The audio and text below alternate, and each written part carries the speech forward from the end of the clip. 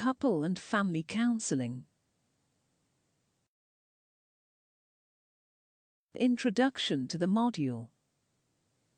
This module will explain the concepts and origins of the most influential counselling theories and the figures that introduced them to society.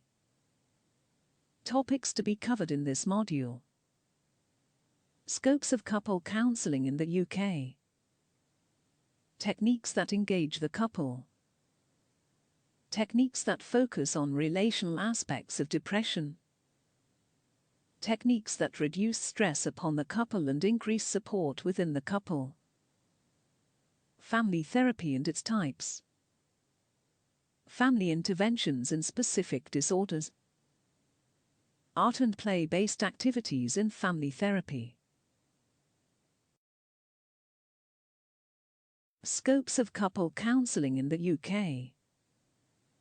As a concept, couple counselling originated from a marriage counselling centre which opened its doors in 1930s, Los Angeles in the USA. It was intended to help instill good family values for married couples in the wake of the economic depression and a world war. Things have changed a great deal since then, and couple counselling is often known as relationship counselling in the UK. Whilst the resources for individual counselling has grown in size and importance with a raised awareness of mental health issues, skilled couple counsellors are still very much needed. The UK has a charity devoted to relationship support called Relate, previously known as the British Marriage Guidance Council. Relate states that long waiting lists for counselling sessions are common in some areas of the country. This form of counselling is available from registered practitioners on the NHS, and also private practices, where services are regularly advertised. The main obvious difference between couple counselling and other forms of therapy is that it aims to help two people, rather than just a single individual.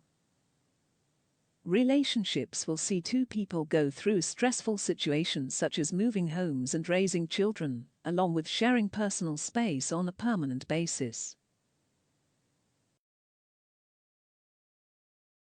Couple counselling will typically see the two clients form a professional relationship with a registered counselling, with talking therapy taking place in a safe and calm environment. The counsellor is there to help, bring about change, and resolve issues by facilitating open and honest communication. They will achieve this by enabling a greater understanding of external factors, belief systems, sibling responsibilities, acts of dishonesty, etc. Discussing significant past events. Focusing on argument triggers. Negotiating and resolving existing conflicts. Techniques that engage the couple.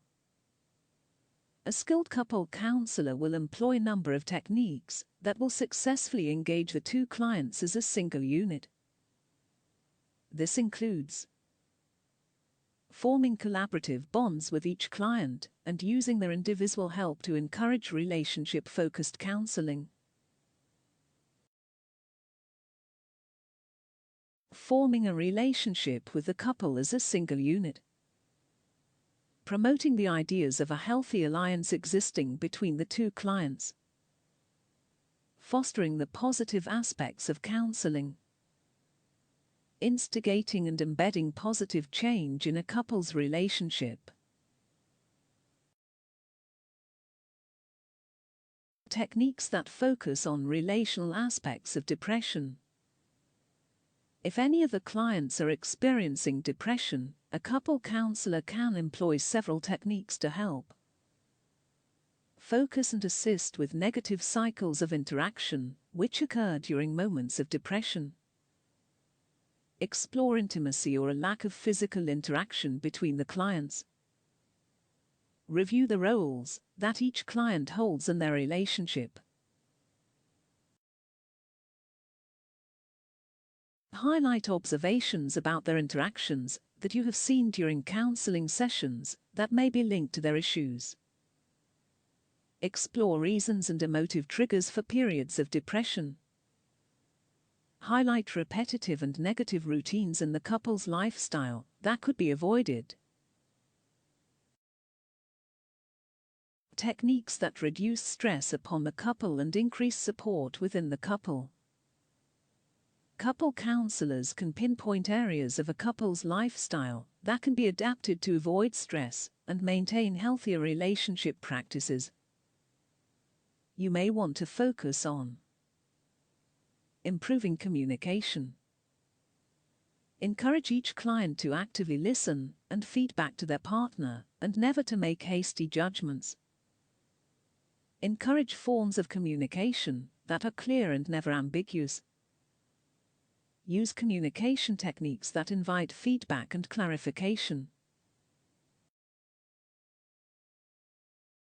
Coping with stress.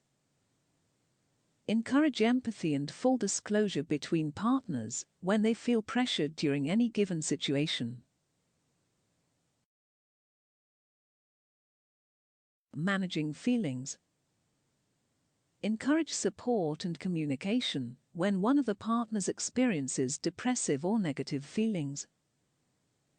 Promote the positive aspects of displaying emotions. Arrange quiet times and routines for the clients to discuss mismatched emotions or stressful concerns. Focus on supportive elements of a relationship. Changing behavior. Promote the benefits of mutually beneficial behavior and the understanding that it is not dependent on automatic reciprocation. Encourage the practice of building common and shared goals that can be achieved in collaboration. Solving problems. Provide mutually agreed routines for discussing and resolving problems. Promote the ability for each partner to share equal responsibility in problem resolution. Encourage the limitation of criticism and judgmental interactions. Promoting acceptance. Coach the clients in the use of empathy and understanding the issues of their partners. Revising perceptions. Encourage the limitation of blame and explore past events and themes for any outstanding or common issues.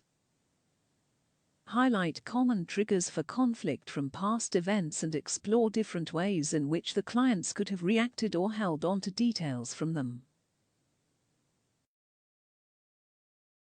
Family therapy and its types. Like couple counselling, family counselling differs from the individual format in that it will focus on a unit of people rather than just one client. The counselling will be driven by either a referral from another professional or the family's actions after conflict or misconduct.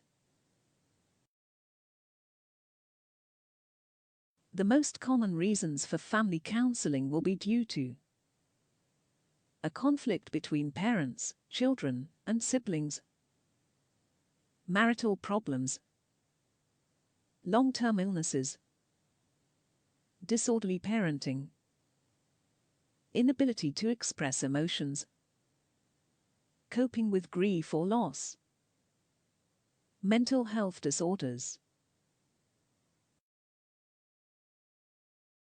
For a registered family counsellor to resolve these outstanding issues, 2 to 6 formal sessions will be arranged with key members of the unit.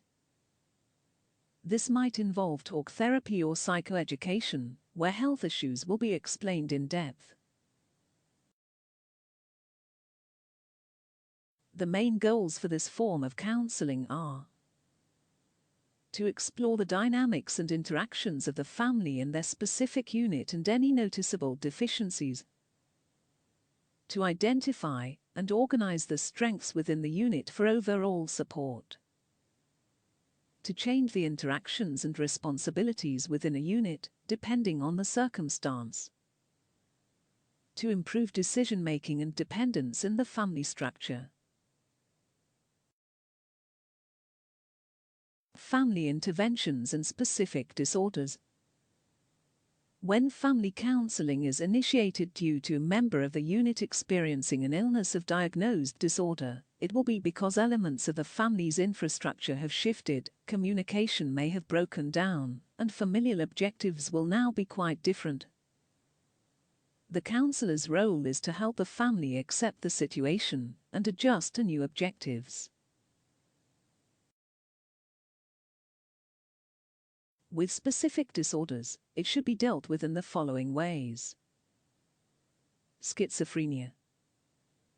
Psychoeducation should take place to help the clients fully understand the psychosis and its effects.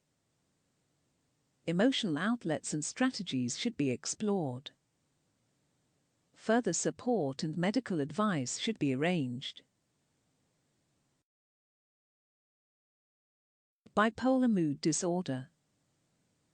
Recognition of the symptoms should be taught. Strategies for dealing with episodes of the disorder and subsequent mood swings should be put in place. Depression. Emotional and financial support should be confirmed, along with communication improvements and CPD for the affected client. Anxiety. CBT should be applied to the affected client, and the patterns that trigger the episodes should be identified. Strategies and compensations should be applied in the unit to prevent the worst symptoms from manifesting. Eating disorders. Provide support and strategies for monitoring eating behaviors. Target and resolve any family issues that may trigger the behavior. Childhood disorders. Embed effective parenting techniques in accordance with the requirements of children with conditions like ADHD or such like. Autism. Parents should be taught appropriate communication and engagement techniques in family interactions. Substance abuse. Identify and change contributing elements to the addictive behavior. Using the family's support and coping methods to allow the key client to overcome their addictions. The counselor will terminate the sessions at the appropriate time, but will leave the options for follow-ups and provide ongoing goals and support for the unit as a whole. Art and play-based activities in family therapy. Another challenge that exists for family counselors is that the issues and sessions may involve young children, which will impact the nature of group sessions. This can be circumvented by using art or play-based activities in the group therapy sessions. As well as allowing children to contribute to the process, it will also provide a new communication layer between the family unit's young and older members. It may replace talking therapy for some sessions as a way to allow emotions to be freely displayed without feeling embarrassment. Parents should be engaged to choose an appropriate format. This could be as diverse as playing simple games, painting pictures, or enacting plays with puppets. Popular examples of this process include Candy Go Around or card game, where colored sweets or cards act as catalysts for probing questions. Family gift. Members of the family are assigned the task of making an appropriate gift for one individual. Boat Storm Lighthouse. Members of the family draw a scene with those 3 objects and create a narrative for the unit within. Toss the ball. Clients throw a ball to each other and must say something positive about a family member if they catch it. Summary. The following points have been covered in this module. Couple counseling originated in 1930s America, and counselors trained in this ability are very much in demand in the UK. Communication and collaboration are the key values to be promoted during couple counseling sessions. Internal feelings and emotions will need to be examined and shared between clients during couple counselling. Family counselling can be necessary for a variety of reasons, from the onset of mental health disorders to that of addiction problems.